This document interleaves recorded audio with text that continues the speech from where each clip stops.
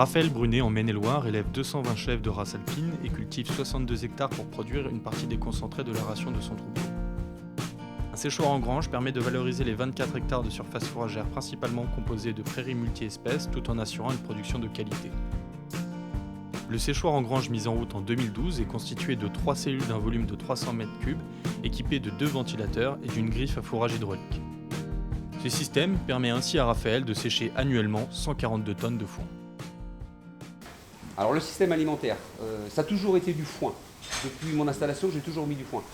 Donc au départ, c'était du foin séché naturellement au champ.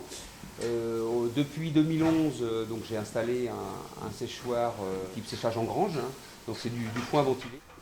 C'est-à-dire, ce que je voulais, c'était récolter de bonne heure, avoir toute la valeur de mes fourrages, optimiser la valeur et optimiser également la production fourragère.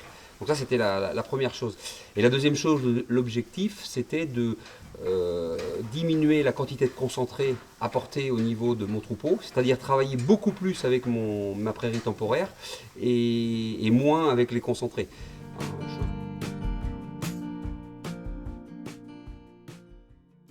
On innove encore avec Raphaël. On a essayé là, cette année des râteliers pour pouvoir faire consommer du fourrage en plus.